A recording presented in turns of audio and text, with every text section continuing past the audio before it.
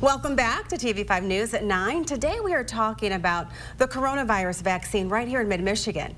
Joining us this morning is Dr. Tessa Dake from Michigan Health Clinic. Thank you so much for being here, Dr. Dake. We appreciate you stopping in. Thank you very much for having me. Good morning. Of course. Good morning. Okay, first, can you tell us a little bit about, give us an update on the COVID-19 vaccine here in the Great Lakes Bay area? Yeah, so over the last 2 weeks, we've seen vaccines delivered to a lot of our local hospitals. So we've actually seen both Covenant and Mid-Michigan giving the Pfizer vaccine, and then we've also seen St. Mary's giving the Moderna vaccine. So we're starting to have some hope here in the healthcare field and some protection for those taking care of others. Sure, and Dr. Dake, you're a doctor on the front lines. Tell me, have you had the vaccine yourself? I have. I was actually lucky enough to get the Pfizer vaccine last week.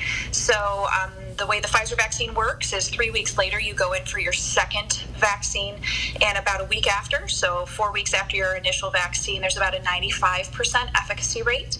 With the Moderna vaccine, the second one is given about 4 weeks later, and we see similar efficacy rates about 2.5 weeks after that second vaccine for Moderna. I know my first question when you said that you had the vaccine, a lot of people out there, how are you feeling? Did you have any side effects? How's everything after you had that vaccine? Yeah, so I had a little bit of arm soreness, a little bit of fatigue, and it lasted about 24 hours.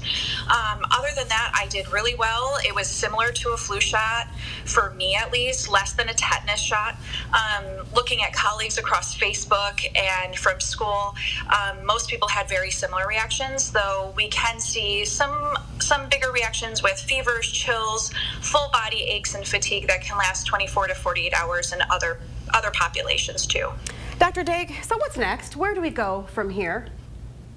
Yeah, so ideally, we started rolling things out to frontline workers, right? So we started with emergency rooms, EMS, police officers, and then we moved to patient-facing providers who are maybe not in as urgent of COVID exposure risk.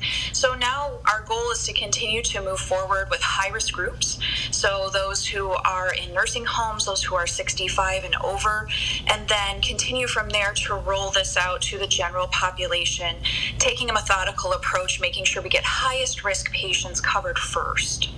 That's great. Anything else, Dr. Dake, you'd like to tell people? I know a lot of health officials are encouraging people, when you're available and when you can, to get the vaccine. What would you like to say about that? Absolutely. So ideally what we want to do is make sure that we are educating our patients and educating the public about what we get from this data. So the good news is I know that a lot of people are hesitant with not a ton of data out from the initial vaccine trials to see what comes of this. So the nice thing is all your healthcare workers get to be your beta testers. So you're going to have so much more data for the general population based on all of the front care workers that have received the vaccine. I believe last week there was something like over 600,000 people got just the Pfizer vaccine alone. So we're going to have a lot more data for patients coming up, so that way we can hopefully alleviate fears and take away those roadblocks for patients who are concerned about getting it. Well, thank you so much for joining us today. I know when it's my turn, I will be right there first in line to get it. So thank you for easing everyone's fears and calming our fears about that. We appreciate you stopping in.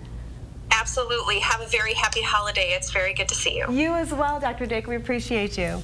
And thank you again. If you'd like any more information, please just head on over to the hot link section of WNEM.com.